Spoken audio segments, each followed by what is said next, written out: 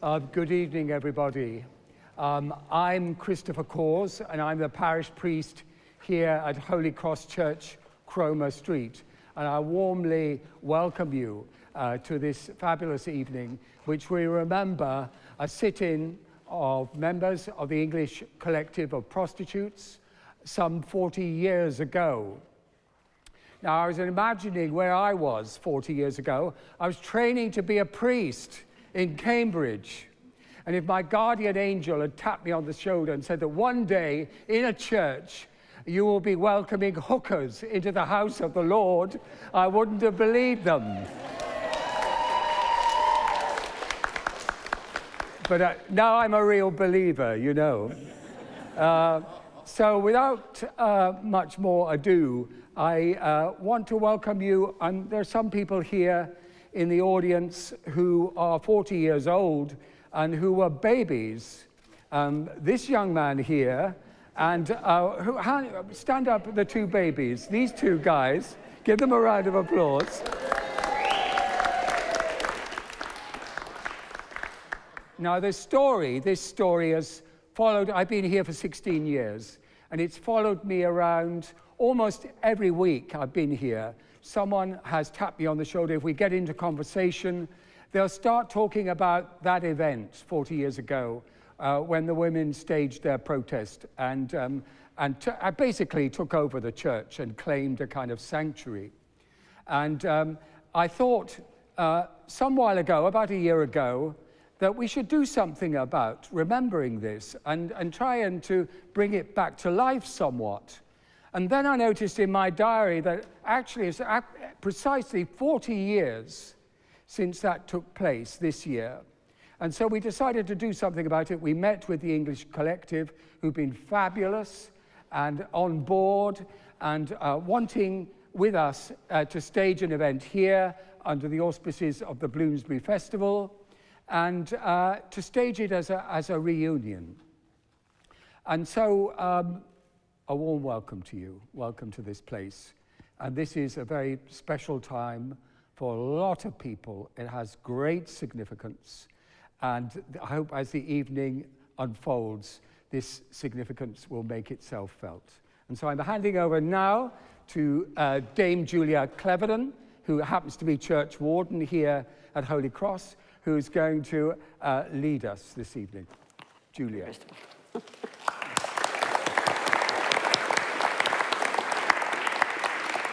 Thank you, Father Christopher, and can I add my welcome to such a great gathering. The strapline of this church is turning ourselves inside out into our community. So nothing could be more marvellous than to welcome so many people from this community and some from far away to come back and be part of the reunion of the events that took place 40 years ago. So, a bit of a slideshow will begin. Some of you will recognize yourselves. The babies, certainly. And on the 17th of November, 1982, a group of women quietly entered this church, the Church of the Holy Cross, in twos and threes towards the end of the church service. When the service was over, there were about 15 women with 2 infants, sleeping bags and blankets, sitting at the back of the church. The vicar, Father Trevor Richardson, asked if something was wrong.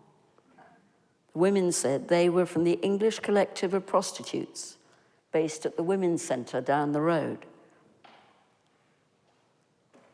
And Trevor Richardson knew that centre. They said they were there to protest about police illegality and racism as women were being arrested while not working. Little did any of them know that they would be there for the next 12 days. By the next morning, some things don't change, the press had taken notice, and so had the TV. First tonight, a bizarre protest in a London church in which masked prostitutes sat in the pews while the congregation celebrated Mass. Members of the English Collective of Prostitutes occupied the Church of the Holy Cross in the King's Cross red light district. They say they're tired of police harassment and they're seeking salvation from the authorities. This report from Steve Clark. The women say they're occupying the church to bring attention to what they claim is the increasing level of police harassment of prostitutes in the area. Wearing masks to protect their identities, they went ahead with an early morning breakfast and announced their intention to stay put. Well, a number of women came into the church after the evening service and explained to the vicar what the situation was and said that we were going to stay until we had seen the people that we were asking to see and until we had some guarantees that the situation would change. Close to the church is Argyle Square, a favourite haunt of prostitutes. The police say they've not received any official complaint about harassment, but the vicar of Holy Cross, who lives in the square, says the girls have a right to make their protest.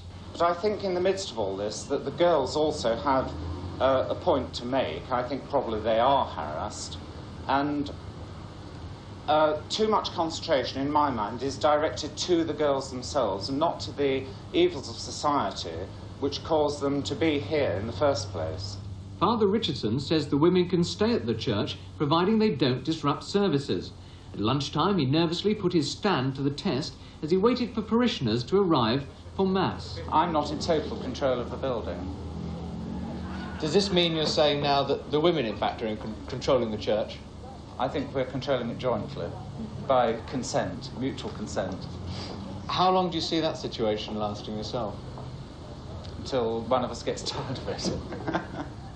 All four of the lunchtime congregation were duly let in by the women, who then firmly locked the door on newsmen. Father Richardson later announced the group had been respectful throughout the service. So it looks tonight as if the English Collective of Prostitutes will continue their sit-in with the tolerance, if not the blessing, of church authorities.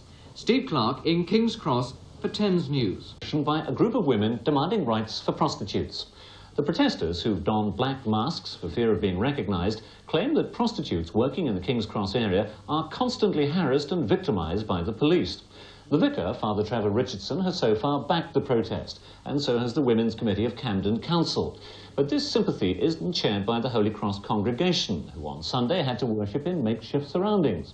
And as the five-day protest has continued, further criticism has begun to develop over the fact that not all the women sitting in are in fact prostitutes. Some are long-time feminist campaigners and have been accused of doing the prostitutes of King's Cross more harm than good. Now, Salma James, you are leading this protest, and you're I'm not well, you're one of the leaders, and you're very heavily involved. Now, you're not a prostitute. How do you know? You make it sound like that's a crime. I'm just stating the case. Yeah. How do you know, since you aren't a prostitute, what the prostitutes of King's Cross really want? Because they say so all the time. They say so to everybody, and nobody listens, and that's why we took over the church. So now they are hearing, and now people who want to defend the police are attacking those of us who are not prostitutes and those of us who are, for putting the case before the public. All right, now there have been some fairly upfront attacks on you, particularly today in some of the national newspapers. And it's been pointed out that you're a long-time campaigner for women against rape, wages for housework, housewives in dialogue, black women for wages and so on. Black women? Fine. Sounds ominous. Yeah. Worthy causes as these, I'm sure, may be, isn't there a danger that your reputation as a professional adopter of causes might backfire on the girls you're trying to represent and make the public lose sympathy for the girls? I don't earn my living as a backer of causes as you earn your living, by questioning people who do have causes. I earn my living as a typist.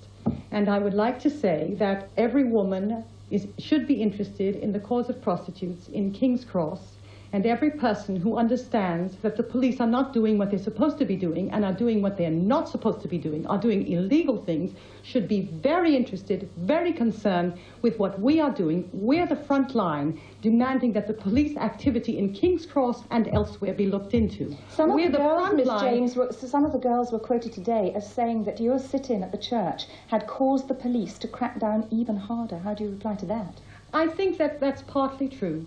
I think that many girls are not being arrested, and I think that some girls are being arrested more, especially those you know, whom the police can get at. They're very angry when women stand up for their rights, and they're doing more illegal work in some areas now than they were before. Well, Are you sorry? Is the sit-in a good thing? If the Yes. police, it's causing the police to crack down harder. No, the police are doing some more illegal work in some areas and some less illegal work in others. Women walked out of the church today and were threatened with arrest, but they were not arrested because we were with them. Those of us who have been publicly identified.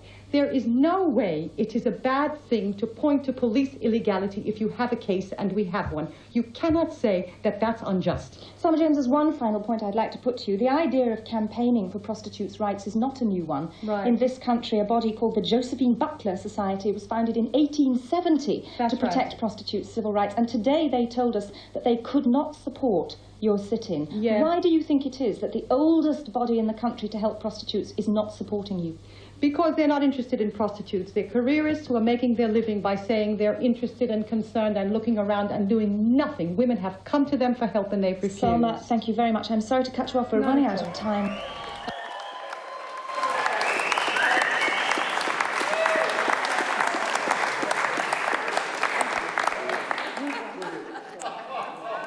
Well, we're transported back into that time. And, of course, my next slide, I think, shows some of the visitors that came to take part and to be involved in the occupation. Tony Benn, Gaze the Word, and the Church Army all came to visit. And supporters came, as you can see, from far and wide.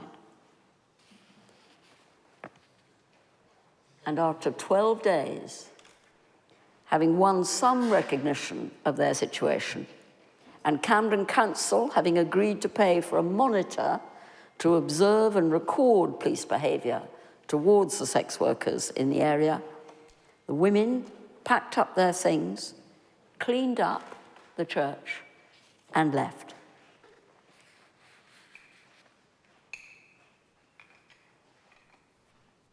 And during the occupation, the English Collective of Prostitutes could count on the support from the former vicar of the church here, Peter Wheatley, who's with us tonight. And so far as the police were concerned, Chris, who is also with us tonight, who was the Bobby on the beat, came to the church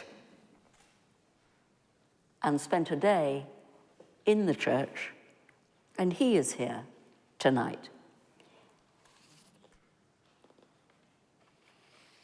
And then,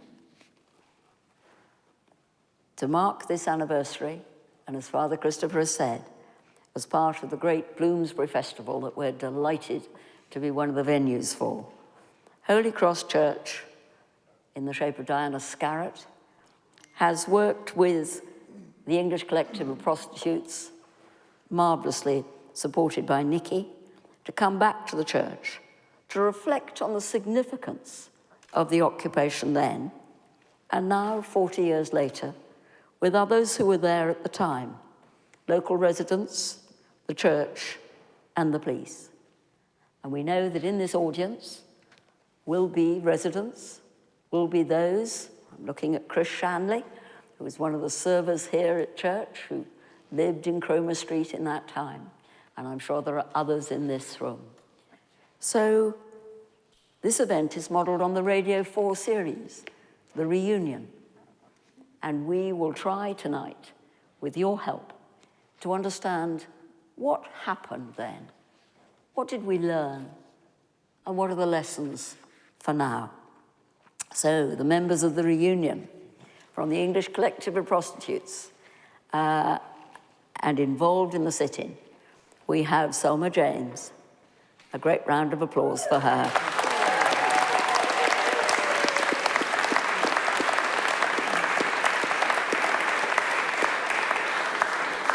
And I shall ask her some questions in a moment. She was the spokesperson for women in 1982. Nina Lopez, sitting on her other side, and Sarah Galloway.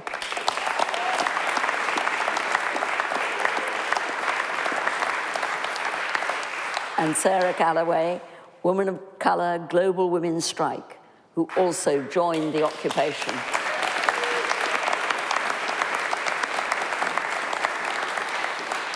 And it's marvellous to have Benjamin Zephaniah sitting in the front row watching every word of this. We're hoping for a great poem. And representing local residents, along with others in the audience, Sue Heiser, at the extreme right, who moved into Tunbridge Street in 1981 with her family. And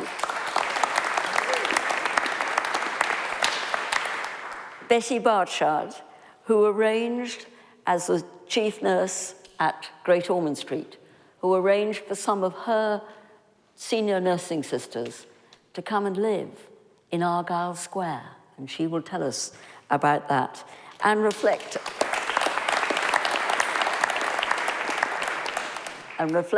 some of their experiences. And then for the church, we're immensely lucky to have that young vicar back. It was not Trevor Richardson, who died in 1982, but Peter Wheatley, who had been the vicar of this church immediately prior to the Rev Trev, as he was known. So it's lovely to have you, Peter. And then a young police officer, Chris Foster, who spent a day in the church during the occupation. Chris is now a Camden guide and is doing a tour tomorrow afternoon at 2:30, leaving from just outside the church for the festival. So if you want to join and hear it from his point of view for a good long walk, do let him know. Thank you, Chris, for coming this evening. So our reunion involves 4 parties, 4 interests: the prostitutes, the local residents, one of the police, and the church. And my job is to try to ask questions, I'm sure not as well as Sue Tibbles would have done, who alas has COVID and is the chief executive of the Sheila McKechnie Foundation. And Sheila McKechnie, as Gordon Brown once said, was a fully signed up member of the Awkward Squad. So we're very sad not to have her this evening, but I'll do my best. We want to find out from them what the area was like in 1982 as one of London's well-known red light districts. What did the occupation achieve? What has changed since then? And what still needs to change? So let's start with the English Collective of Prostitutes. Why did the occupation take place? Why did the occupation take place? All right, Selma, are you going to start for us? Or okay. Tell us about how it happened. Well, we came to this venue, Little Women's Centre, around the corner from here, in 1979. It was a licensed squat that Ken Livingstone had allowed us to use. And we were ourselves in a red light area, and we had the English Collective of Prostitutes is one of the organizations at the center. Another was Women Against Rape, and another one was Black Women for Wages for Housework. They were all the organizations that were together, most of them as part of the Wages for Housework campaign, pardon me. And naturally, we wanted to know the women in the area better, and they wanted to know us. So they began to come to the center, and Nina in particular, you were... we had started a legal service. You had started the legal service. Why don't you tell me about Well, we started, in fact, what happened was that in 1980, that sex workers in France had taken over first a church and then a number of churches all over France in 1975 to protest. In fact, police they didn't call it illegality like we did, and I don't think they talked about racism either. But the fact was there had been a whole set of brutal murders and rapes, and the police were doing nothing about that, and instead were arresting the women. And they said enough is enough, and they were taking the women's children into care. That was the other issue which we also faced. And so they occupied churches all over France, and it became, you know, it was really the birth of the sex worker, the modern sex worker movement. We knew about that because the English Collective of Prostitutes made contact with the French women, went to France, etc. And in 1980, we published an account of their occupation, translated into English, which was Prostitutes Our Life. And one of the leaders of those occupations, a woman called Ulla, who was just a fantastic person, came to London for the launch of it. And soon after that, we produced a right sheet, because the thing was that women didn't know their rights. And there were no lawyers to represent you. The lawyers would tell you, oh, just plead guilty, and then, you know, you'll pay your fine, you'll be out of it. Well, we discovered, among other things, that the lawyers didn't know the law. Well, we found out about the law, and we produced a right sheet, which we distributed widely, and we started a legal service called Legal Action for Women at our little squat. And it was then that all hell broke loose, because then we were able to tell women, if you're not working when you're arrested, then plead not guilty. You should not plead guilty, and we will back you. And they didn't like it. Not this Bobby on the beat, but many others didn't like it. And he will speak for himself. So at its biggest, how many women were occupying the church? Well, I think there were about 40 of us. Not all slept here overnight. There were probably more like 15 or 20 of us who slept overnight. Who started it? Who came into the church that night? During the day, I mean, there were big meetings every day. There were women who came from Soho, from Argyle Square, from all kinds of different red light areas. And what did you eat? Did people bring food? How did you manage in this church? I mean, well, we've hardly got a loo. First, we must explain why we went in. That's right. There were various cases where women were pleading not guilty, and they were found not guilty. And this was not to the liking of many of the police, as you explained, Nina. And then one woman pleaded not guilty. They never pleaded not guilty if they were not guilty. If a woman was taking her son to the dentist and she was arrested, she said, I'm not guilty. And when she went to the lawyer, as Nina said, the lawyer said, just plead guilty, you'll be out in the street in making the money in an hour, and the whole thing would be different, and you would have no fee to pay to me, nothing. And this time, the women were increasingly saying, look, I wasn't guilty. And she would tell the magistrate that and make a case, and she'd get off. With this woman, she pleaded not guilty, and that night, her mother, and who was in charge of her son way out in the north of England, was visited by a policeman who said, you know your daughter is a prostitute in King's Cross, which absolutely terrified the woman. She knew that her daughter was sending money, but she didn't know where the money came from. And her son heard and didn't quite understand. The next day, a social worker came with the police, and she said, I don't think you're well enough to take care of your grandson. We're going to take him into care. He had, what do you call that disease? Asthma. That's right. He had an asthma attack. He was terrified that he was going to be taken from his grandmother. He ended up in hospital. The woman was absolutely distraught by all that was happening, called her daughter, and her daughter said, I can't plead not guilty. I can't. because they'll take my son. That's right. That was a crisis. And that night, we sat in the center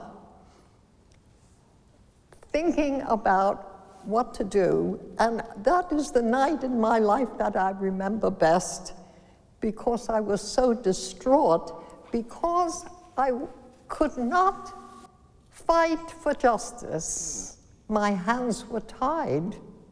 And that was true of the women we were with. We were all just, what do you do now?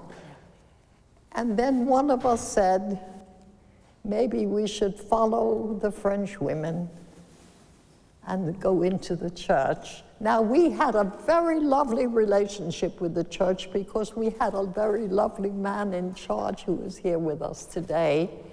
And he was very sympathetic.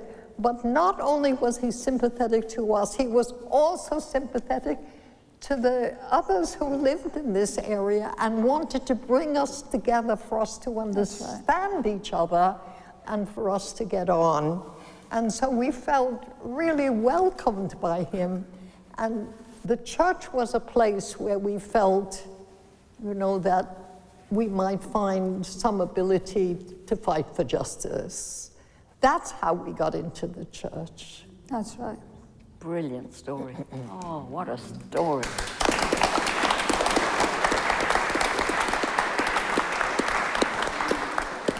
So tell me more about why you came into it, Nina, and then tell me a bit, Sarah, about your involvement. Where should we go first? About our involvement. Well, I was part of the English Collective of Prostitutes, and I was part of, when we made the decision collectively to come into the church, I was part of this meeting that Selma is talking about when we said, what about going into the church?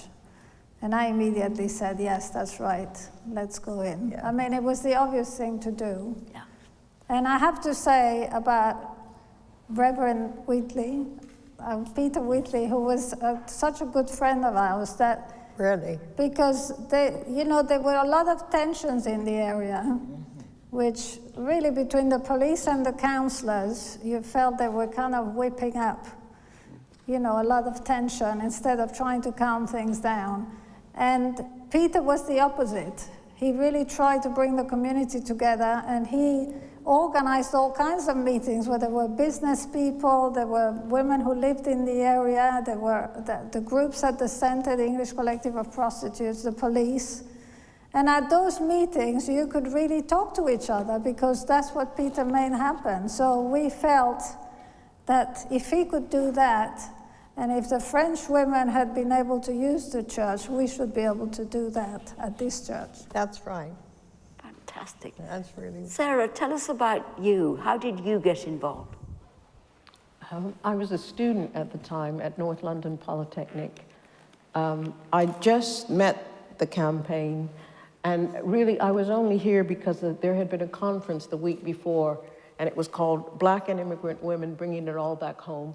And it was the first conference by and about Black and immigrant women. I went along. It was mind-blowing because in those times, Black women were definitely pushed to the background in the women's movement and in the Black movement. There were about 350 women there. It was an outpouring. I didn't speak. I was very shy. I didn't say a word. But I felt that women like me, grassroots, working class women, we were represented, our voices were heard, and at the end of it, everyone just stood up and applauded for about 5 minutes. And when I turned around, everyone was crying, just literally, it was so moving. We went home feeling fantastic and thinking, that's it, we'll just carry on. A week later, I had a phone call saying, come to the church. And I thought, oh, prostitute women in a church. Okay, that's new. And I didn't come right away. I think I must have been thinking about it. And I had 3 calls from a woman named Solveig, and luckily she persisted, and I did come.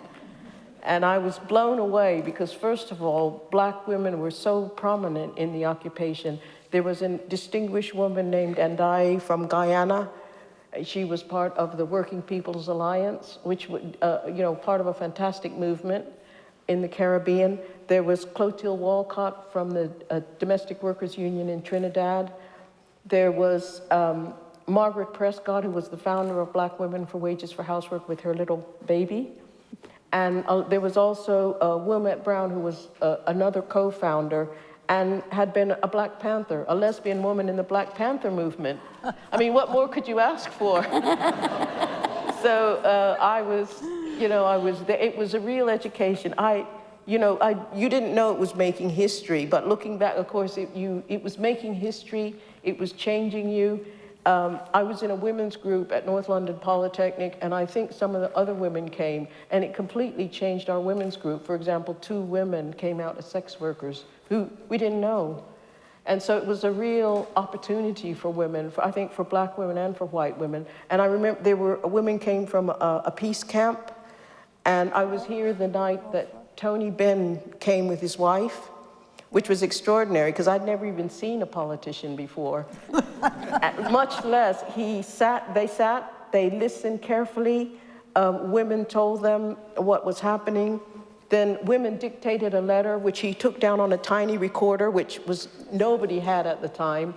The letter was drafted, he read it back, the women corrected it. And it was amazing because who knew that you could hold a politician accountable and that politicians were accountable? Some were. It was just, I was mind blown. So it was a real experience in every way, which, looking back, I carried it with me. And I'm so glad that this is the booklet has come out, to kind of commemorate the 40 years. And I would really, the pictures are wonderful, the story is wonderful. And last of all, I have to say that Selma was an absolute dynamo. She was fierce, she was bold, and also you felt it was such a serious moment because literally the police were outside, but you felt that Selma had, because of her experience in the movement, you felt protected, you felt it was, people were working together, it was collective, people were going off to do errands and do speaks. I went out leafleting with Margaret and her little baby. I mean, it was just a big, big experience. And, I'm just delighted to be celebrating with here this 40th. It's a wonderful occasion. It is, and it's great to be.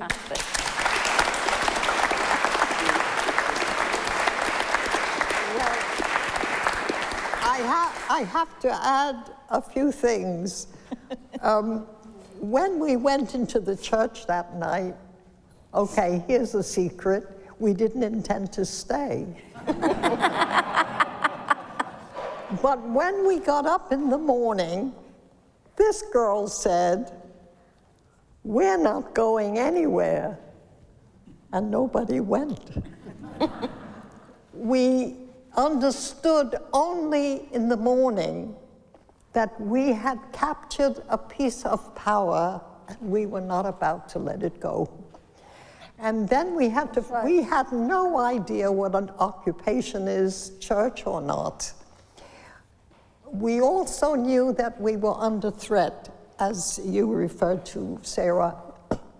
And the first thing we did was to arrange for this same Salvig who'd called you and Andai to stay in at the center, and they vetted the people who came into the church.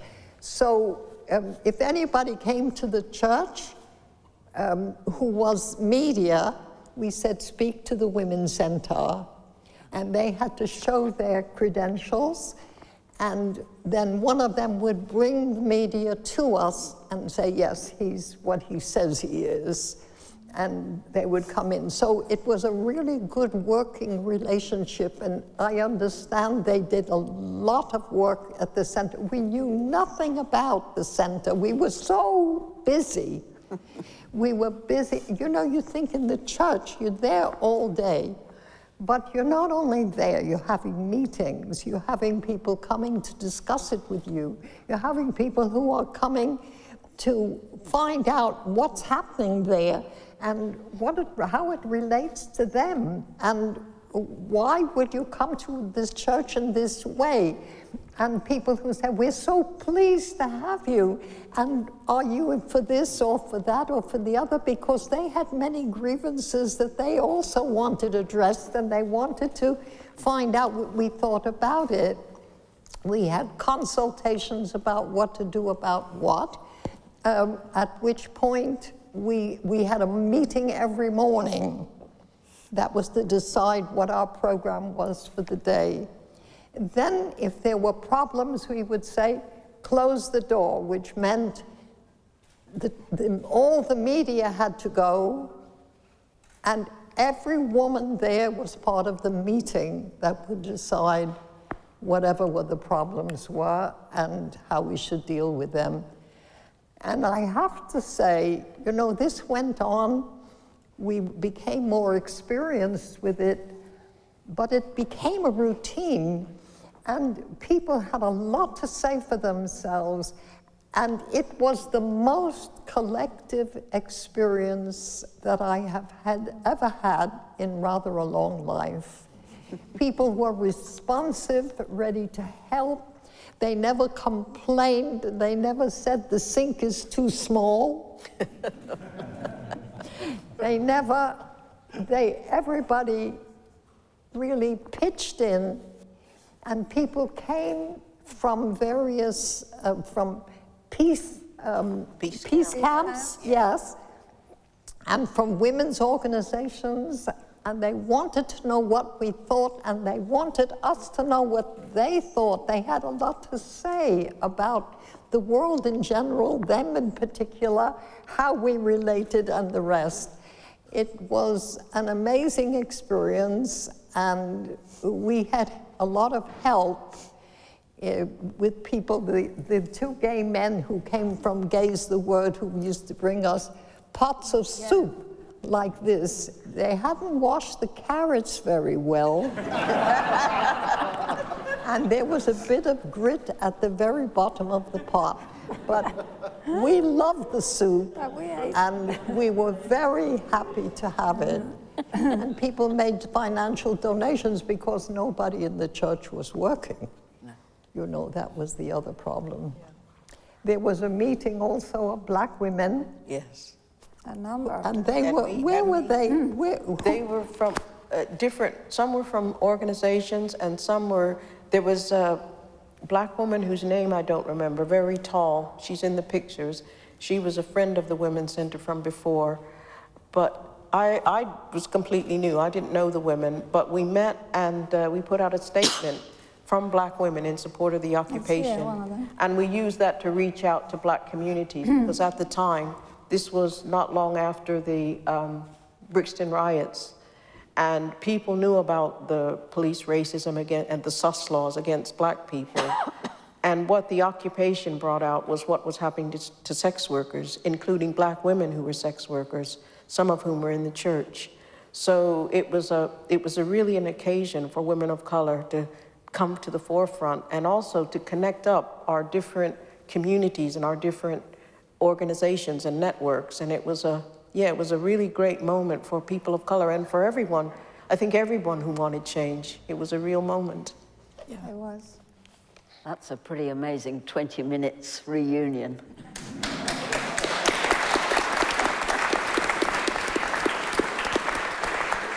And we're going to come back to them. But let me go on to some of the other participants in this community. And the one they have talked most supportively of is, in fact, the Reverend Peter Wheatley, who is right here. So, Peter, although you were not the vicar at that precise moment in the church, you'd only left about 9 months or so before. So he'd come from the community. Tell us about your memories of this community, and then take us on into your time during the occupation. Oh, thank you, Julia. Well, Salma and Nina, you've said some very nice things, but the desire to bring people together was fundamental to ministry here. And you had, as at the Women's Centre had made me very welcome. I'd visited because that's what you do as a parish priest. You know, you meet people whoever they are, and as we can all see, this was a group of compassionate and intelligent women whom it was good to meet, even if I didn't always agree with them. For instance, wages for housework. I have this sort of little adage that everything can be valued. Everything has a value, but if it can be valued in its worth is in terms of money, it isn't worth all that much. Yeah? But we had conversations like this. I also, as has been alluded to, I had got to know some of the women on the street. They were actually quite protective of me, in various ways. I had at the time a friend who was a member of the African National Congress, and he was staying with me, having been forced into exile. And so it was quite interesting liaising with the police, because the local police didn't always know who the surveillance people were. I don't know what you'd call them, Chris, but different from you, yes? Yes. They would. And then, I mean, all sorts of things were going on because of that, which made me connect with various police. We would have the South African agents, and they could always be told because they had such bad taste in blue suits and brown shoes. And you and your colleagues were very, very helpful in just moving them on as you moved on the women, yeah? And also, I mean, I baptized some of the women's, certainly a couple of the women's children, and I'd gone to court, to Highbury Magistrates Court, again with women, because, as you heard, the injustice being done to women was clear, and it was people. If you wear a dog collar in the Magistrates Court, then and now, you're treated with a considerable amount of respect, and I would be able to give character reference for the person in front of the magistrates. Again, I was young and I was learning a lot. I learned a lot about the law.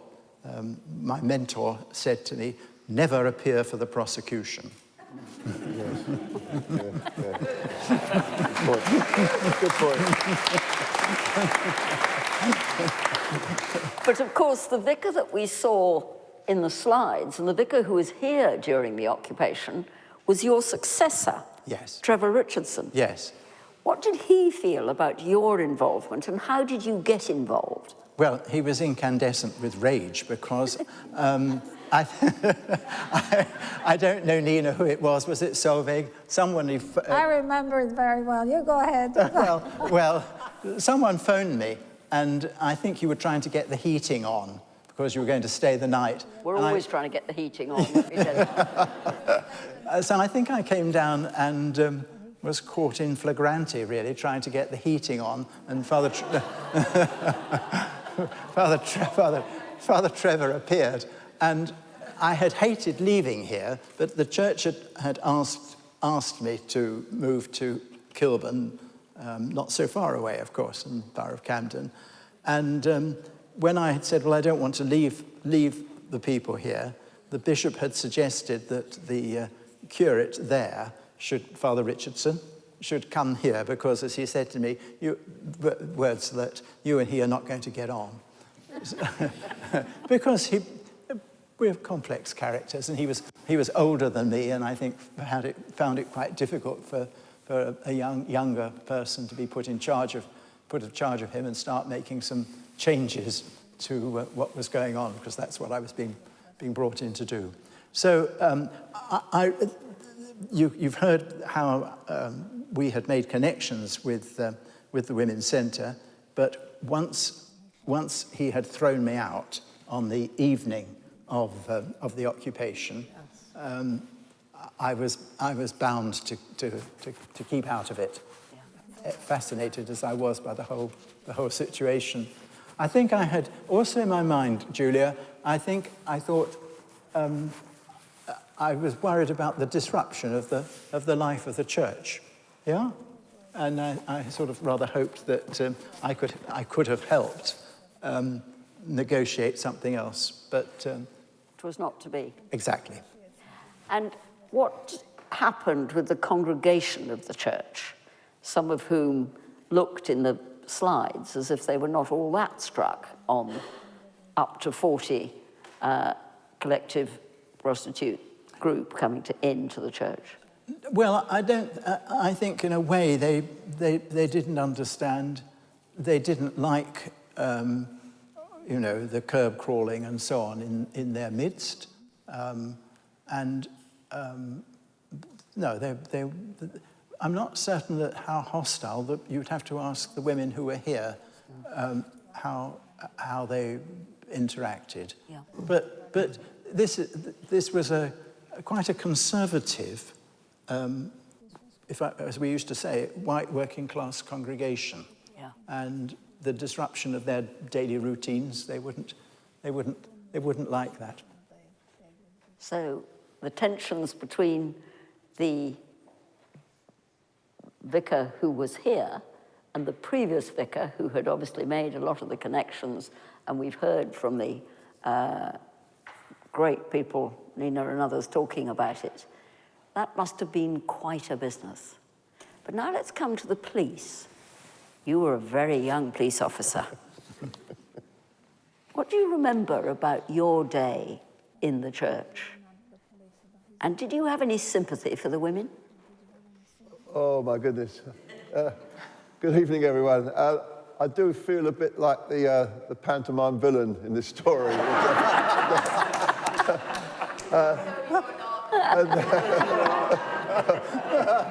It's behind me, I know.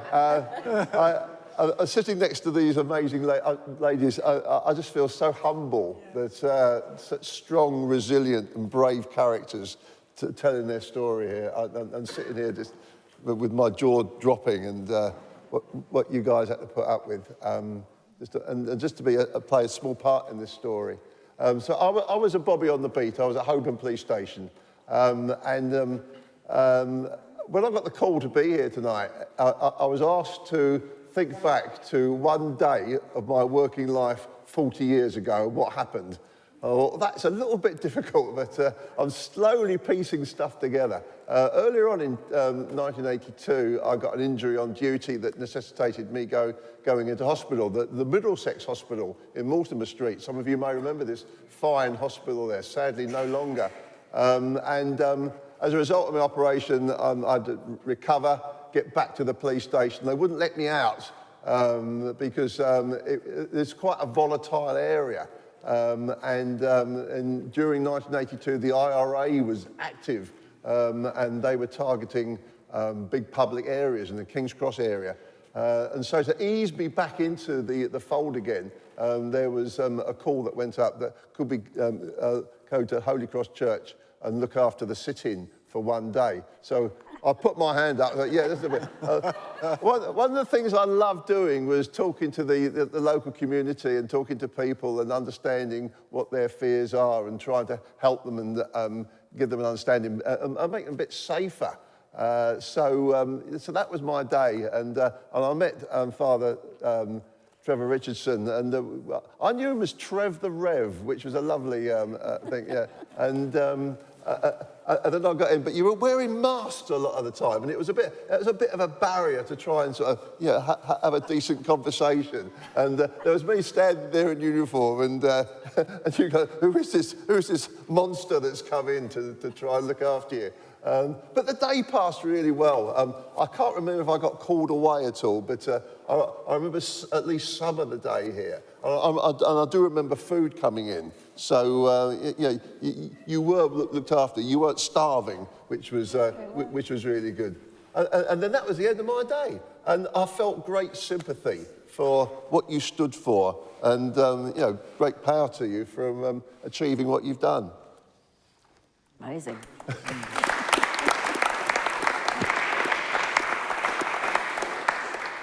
I might just say now. Something about the police. Go on. We knew that you all were a mixed bag. Yeah. Oh, very much a mixed bag, yeah.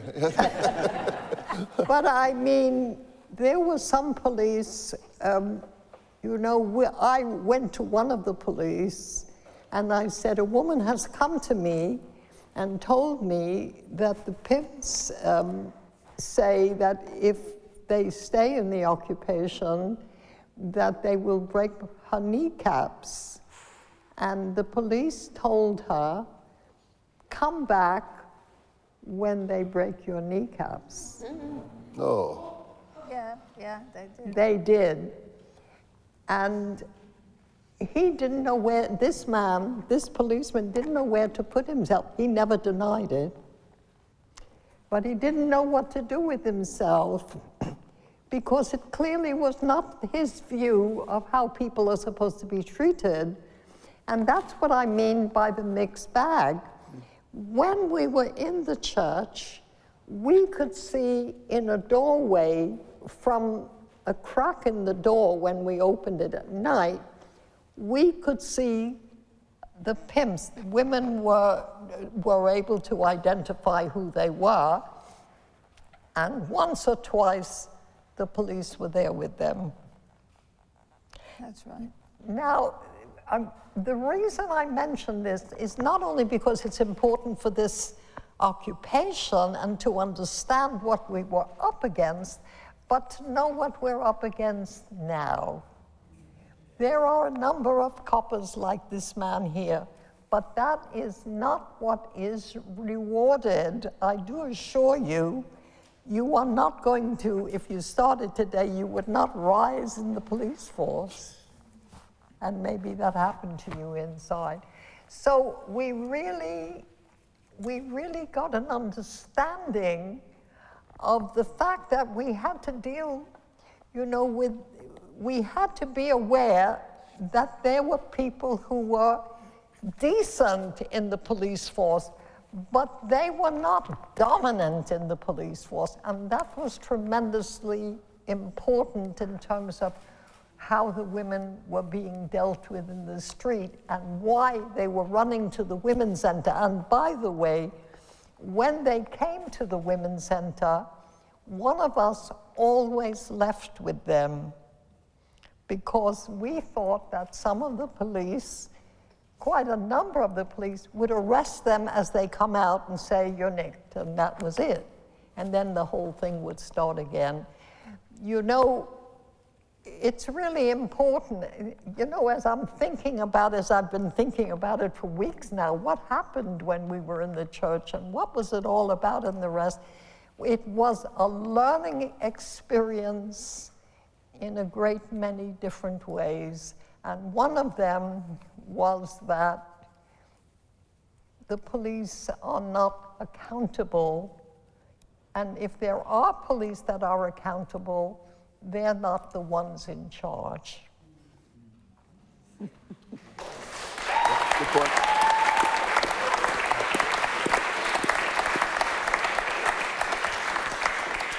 And it was tremendously important to us that we had a friend in the church. Peter was our friend.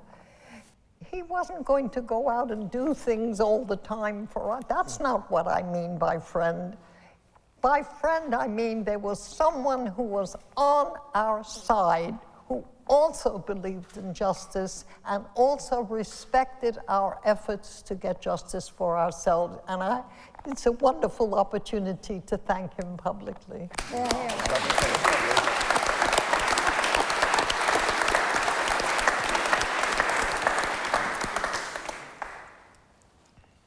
So we've heard from the power that I think found its power here.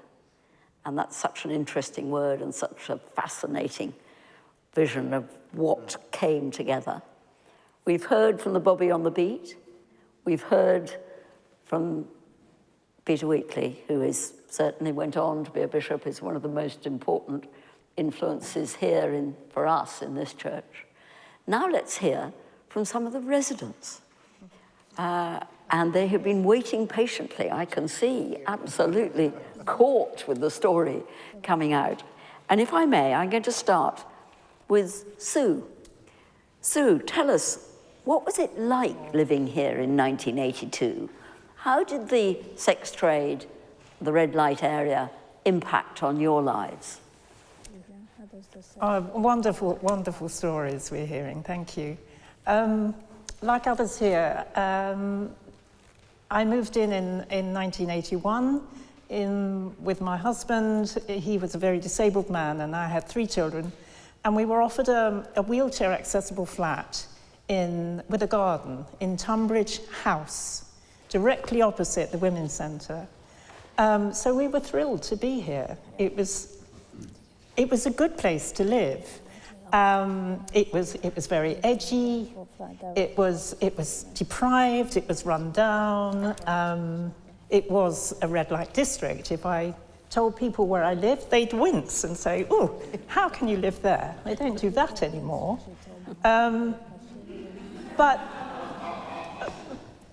But my sense of living here was that there was so much vitality in the neighbourhood, particularly across the street. There was the English Collective that I knew about. You were there busy in that women's centre. There was the Wages for Housework.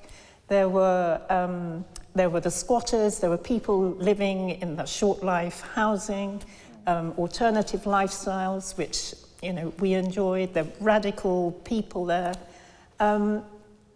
It was an exciting place to live, but I was very aware of your approach. It was to support the women, especially in matters of law. And I was aware also of the police presence in Argyle Square in particular. But it wasn't the women that set the tone. It was the blimmin' curb crawlers. They're the ones that would irritate us residents. We couldn't walk through from Tunbridge House to King's Cross Station without seeing the curb crawlers leering, creeping round and round Argyle Square. And it was that was the unpleasantness of the neighbourhood. I wouldn't have said the women, and certainly not the work that you were doing. So that's what it felt like for me. And let me come to Betty. Betty, it's so lovely of you to come. I'm not even going to ask whether you are the oldest on the panel, but I won't in any way. But I suspect that might be the case. And such an extraordinary story for us here in Holy Cross, because the chaplain of Great Ormond Street works with Father Christopher and comes occasionally to take services. So we feel very close to Great Ormond Street. And you were the chief nurse at Great Ormond Street. Tell us about how you unwittingly influenced what went on in Argyle Square. Well, I'm not quite sure that influence is the right word. I'm here as a stand-in today, as you know, because one of my staff that I'm still in touch with was lived in Argyle Square at the time. But she, unfortunately, would have loved to have been here, told you her stories, but she's sick, she's in hospital. So I'm standing in. So what I say is not necessarily it's hearsay, most of it. I've got it. But when I came to Great Ormond Street, we wanted to look for some more accommodation for senior staff to keep them, because if they're good, keep them happy and they'll work well. But the projects manager said, I've got this nice hotel in Argyle Square that I think we can lease, and things. So I didn't know where Argyle Square was, but it was close to the hospital, I was told. So we went ahead and it was converted into some really rather nice bed-sitting rooms for senior staff. And they went in, and a week later, two of them came to see me, not to complain or anything. The accommodation was lovely, they said. But did I know that I'd put them in the middle of an area of really rather dubious reputation? So, of course, I didn't know. I was horrified. But I said, well, look, we'll move you. Oh, no, we like it. The accommodation's good. We're learning to live with it. So I was invited around to supper. They had told me of two things that they were really angry about. One was the pimps, because they knew that they were ill-treating the ladies, and they couldn't do anything about it. But the other was the curb crawlers. Now, I was a bit new to curb crawlers. I hadn't really met one before. So I was invited round to supper one evening and come at a certain time. And so I went happily off. And I had my first, last, and only contact with a curb crawler. And I really think, now you'll all know Hattie Jakes. You'll all know the matron's voice that she puts on. So I turned to him and said, how dare you? And off he went. And I'm sure he came back again, but he certainly got the fright of his life.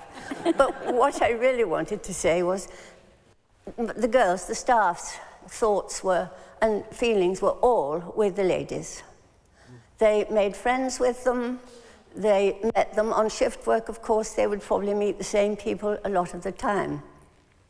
And they really were full of empathy and understanding towards them. And I think took them food in the lock-in, lock-down, live-down, whatever it was, yes.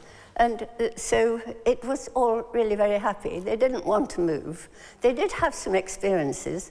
The one, Shirley, who would have been here tonight, was the priest did harass the ladies, and they did round them up periodically. And one evening, as she came home from work at 9:30 off the late shift, they rounded up Shirley. My goodness me, she had a tongue.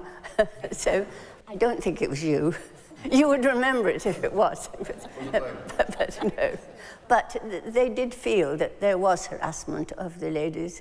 They felt so sorry about the situation they were in, and their sympathies and empathies were wholeheartedly with the ladies and their children, because of course they would talk to each other about their children, because they were looking after children. So those were Shirley's main memories. I don't really have any of my own, except that they were quite apart the one, but they were quite happy and lived and had a very sort of nice time in Argyle Square, apart from the pimps and the curb crawlers. Mm. Thank you, Betty, so much.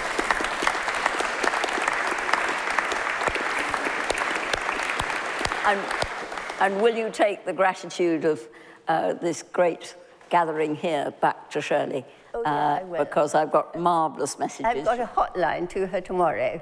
Good. So she wants to know all about it. She would have loved it. Well, there is, of course, going to be a recording of it. Am I right, Nikki? So we could show it to her. Thank you so much.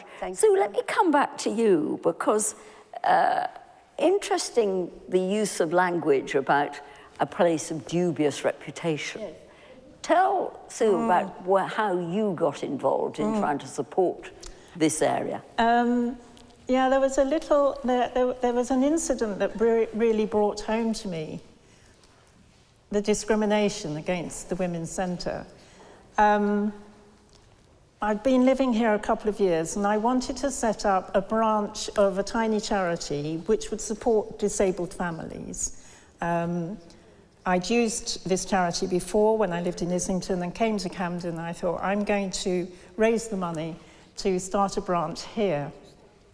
And I got support from some people in the council and one or two councillors. And in time, I duly wrote the application for funding to the council from my home address, Tunbridge House, Tunbridge Street. And I had been led to believe that this application would be successful, but it was turned down. And I later heard that what happened in the committee was that some councillors said, Tunbridge Street, that's where all those prostitutes hang out. I'm not giving any money there. And it didn't go through. Zilch money came my way. And I realised then that some councillors were just discriminating against you, weren't even looking carefully at applications. And I was bitterly disappointed, and a few councillors afterwards came and apologised to me and explained what had happened. And the subsequent year, I applied again, and I did get the funding. And I started up that charity. And what's very poignant to me is that charity was called Crossroads. And here you are in the Crossroads Centre after all these years. So it's a lovely full circle for me. So I'll come and talk to you about it more. Lovely point, too.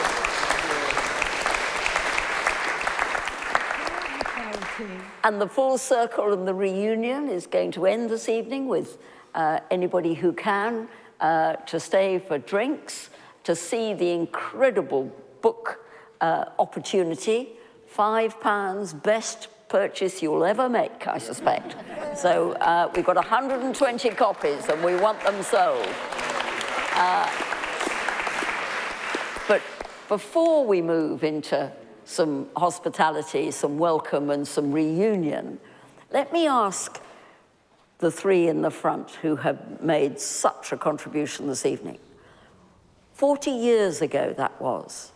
What do you think we have learnt out of what you did? And what do you think needs to be changed? What do you think needs still? To change? What we have learned after what you did, and what do you think Who's going to start for me? needs to change? What have we learnt? What did you learn out of all of that? And what still needs to be changed? Yeah, go on. I don't know all that I've learned. I find out from time to time that I've learned things that I didn't realize had their root in the occupation. But I know that we learned how to organize. We learned how to speak with people and how to make ourselves clear about what we wanted. We learned to represent people. We learned that you have to do everything, whatever is required, if you want to get justice. That there is no limit, there is no point at which you say, no, we can't do this. You have to say, we can't do it this way, and find another way to do it. I think the occupation made us feel that we could be more imaginative in the ways that we operated. I learned that time goes very quickly. 40 years, it can't possibly be 40 years. I learned a wider view of the world, I think, than I had when we went into the church. And I learned that at that time, I learned that we were saying things that had been said already, but they weren't heard, and they weren't hardly heard when we said them, but ultimately they were said. People hadn't understood that you can say that there's racism. Well, now that's easy to easy to say now, but it wasn't easy then. If you accused people of racism, they didn't quite understand, well, white people, they didn't quite understand what you meant. Yeah. But they understand better now, I think. I learned that you can change the words that people use because their minds change. We went into the church, we were vice girls. Not long after that, we were sex workers. Yeah. That's right. Yeah. Yeah. And vice girls is a way of, is deep discrimination and deep prejudice, and a lot of masculine prejudice too in those words, and a judgment about women which we don't really accept. There are no vice girls. That's something that is in the imagination of a client. And which condemns some people in Fleet Street. I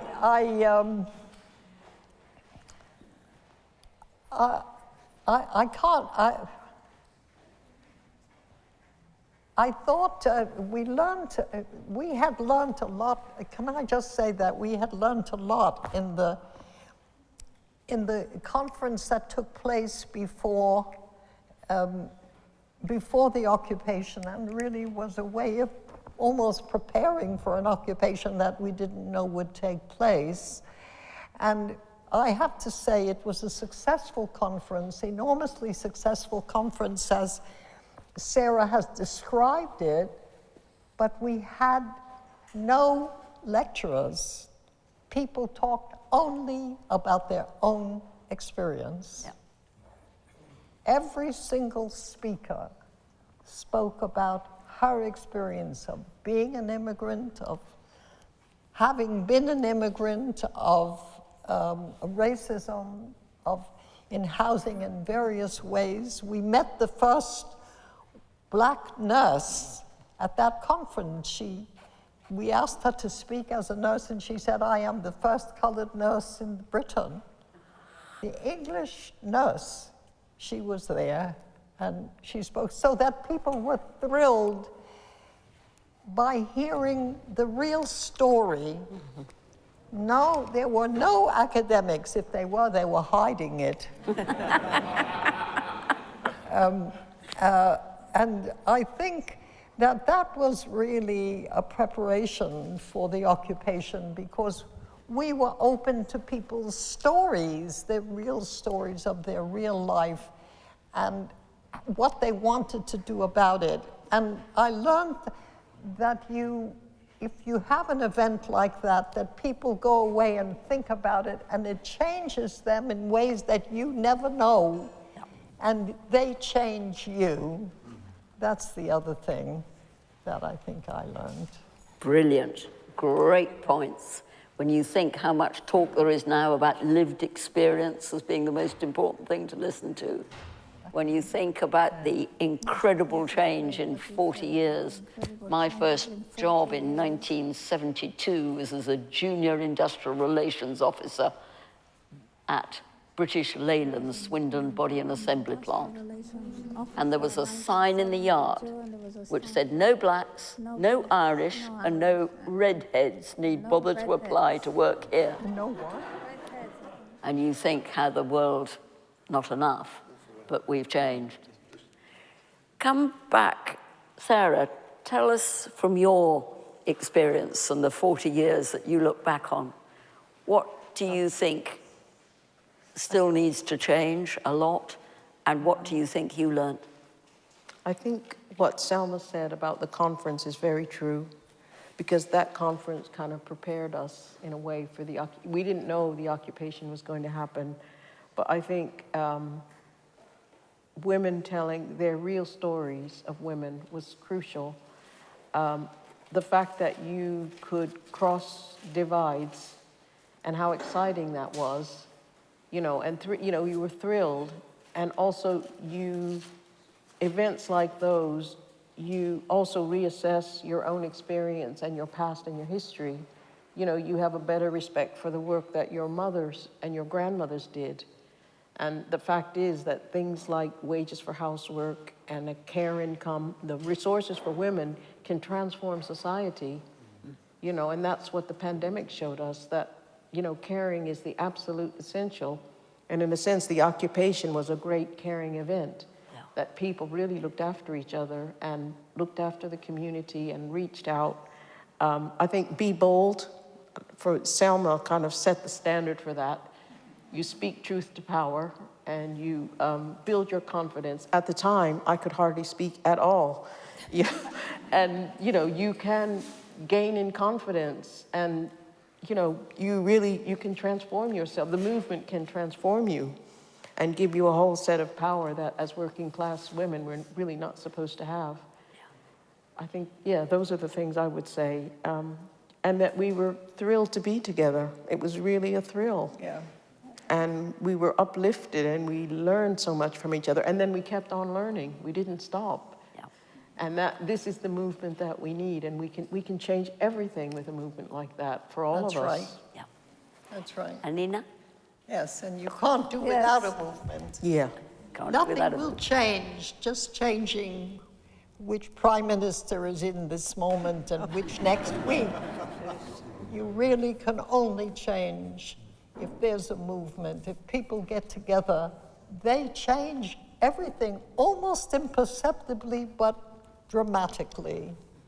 And it really matters if people who have a bit of power, who have power in the church or power in schools or power in any part of society, if they support you, it means a great deal in your capacity to organize and move ahead and move the whole society ahead. Yeah, absolutely. That's one thing I've learned in those 40 years. Yeah.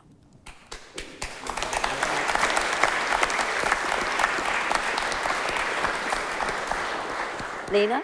Well, I mean, I very much second what my friends here have said. I mean, the power of collectivity, you know, the church was such a collective experience. And the reason, you know, when we came together and we said after the first night we're not leaving, it was just the power of being together from a position where we could shut the door and let people in as we wanted them to come in, but on our own terms.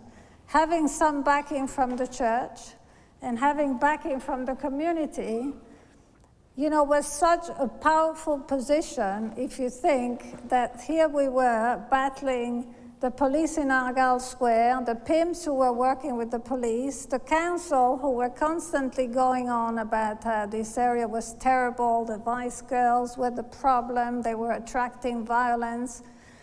You know, it was such a powerful position to be in that sense that you were finally shifting the whole debate so that now all this media that was going on about CD, King's Cross and Vice Girls was actually having to discuss what the police were doing, why they were being called racist, what was happening to the sex workers in Argyle Square. And many of them had come from the north and were poor single mothers, and that's what they were there. And they had come from the areas where the Yorkshire Ripper had been killing women, where the police had been cleaning the streets with the Ripper at the same time. Because frankly, they had the same attitude, you know, that these girls had to be cleaned out. So it was such a powerful position to finally be able to say, this is the reality that you never hear about. And to force the media, as you saw Selma being able to do it on the to force the media to acknowledge that this is the situation. And also to see that how much community support there was. Yeah. You know, the sisters here, who lived here, across from the center, had a very different experience of us being in the area and being neighbors than how we were portrayed. Yes. When we went to council meetings or to, you know, to general, there were various meetings that were very hostile. And we knew that we had a lot of support. But the people who supported us were usually not as vocal as the people that the council or the police or the media would quote and give a voice to. So we were really in a position of power, and we didn't want to give that up. And by the time we left, the policing of sex work and sex workers was on the agenda, on the political agenda, in a completely different way. Yes, it was. And that was a massive change that has reverberated through the 40 years It hasn't changed everything. We're still fighting for decriminalization. We're still fighting against poverty. We're still fighting for children not to be taken away from their mothers. Especially because we're poor or because of domestic violence. You know? And the important thing that we learned, you know, it's funny because my then partner, who was, you know, my son's other mother, you know, said, God, we had 3 babies in the church, how did we manage? And I said, well, first of all, they were very little. So anytime anybody cried, breastfeeding would shut them up in a second, and you could carry on. And they were so little that they didn't crawl anywhere. You know, you put them there, they stayed. It was fabulous. But now, you know, now you wonder, would we have social workers knocking down the door to try and take our children away? And we would, because that's what has happened. You know, tens of thousands of children have been taken into care who should not be. And it's an absolute scandal that's beginning to really hit the headlines. But they've made it into an industry, and once you have an industry, you know, that's the problem. Once you have an industry, it's very hard to change because there's so many vested interests. And the same is true with the police and whatever relationship they had with pimps. You know, I mean, it's so good to see the kind of debate that's going on now, the acknowledgement that the police have been rapists, that the police have, you know, not done anything about domestic violence, that they're racist. You know, it's so good to have it all out in the open, because when we were talking about it, yes, the black community was talking about it. There had been massive riots in 1981, precisely complaining about that. So, and in 71 with the Mangrove trial, Mangrove trial spelled it out. I was part of that trial. You know, so it's not that nothing had come out. I came to this country in 1976, and my first experience was going to the Notting Hill Carnival to see the police get a massive beating and hiding, you know, with the lids of the rubbish bins because they didn't have the equipment. And I was just amazed. I thought, wow, this place is extraordinary. You know? Little did I know they were going to get their equipment sorted out. But, you know, there was really a lot to learn. But really, in a way, what we've learned in the 40 years is that you have to be ready for the long haul.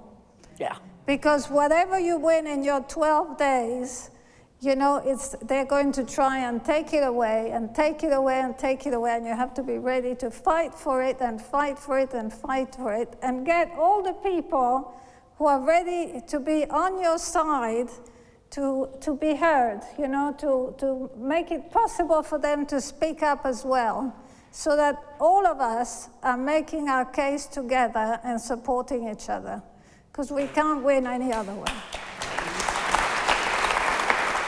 Peter, I'm coming to you. And you have to spell things out, whether that makes you popular or not, but you have to be very precise about it and make your case and make the case of others who want to make the case with you, but to make it absolutely clear and not water it down so it becomes sort of acceptable. You have to spell it out, you have to spit it out, and you have to back your words with action. So 3 great campaigners: never give up, spit it out, find the allies, connect the unconnected. Never give up. Peter, what did you learn? And then I will take any other comments that anybody wants to make. But Peter, what do you think for this church as well? What do you think we need to learn and take with us from this reunion? Well, you continue, I mean, the fact that you're hosting this event, and you know, Father Christopher thought of it and you're chairing, the very fact that you are continuing in that tradition. I mean, what Selma and Nina have said about being together and acting together and preaching in, as the scripture says, preaching in season and out of season, yeah?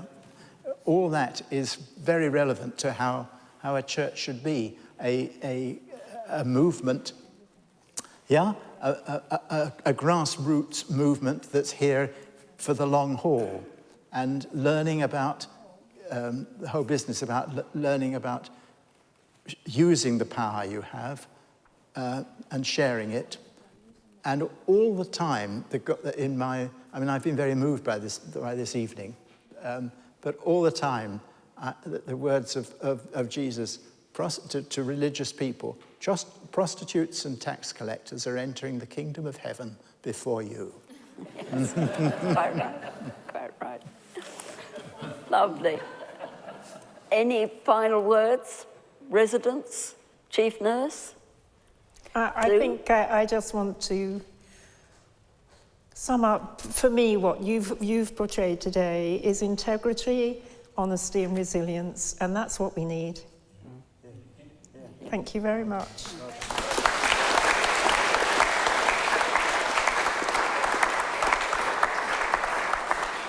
Lovely. Well, drinks are waiting over there. 4 volunteers from the church are serving you. Put a little donation in. The books are for sale at the back. These great reunion, I'm sure, would love to talk to you. So thank you so much to Bloomsbury Festival, to Diana Scarrett. Diana, where are you? And to Nikki. Nikki, where are you? Hooray! Thank you so much, Nikki and Diana. And thank you to our great reunion panel. Marvellous. Well done. Well done. Standing all this time. Bless you. Well done.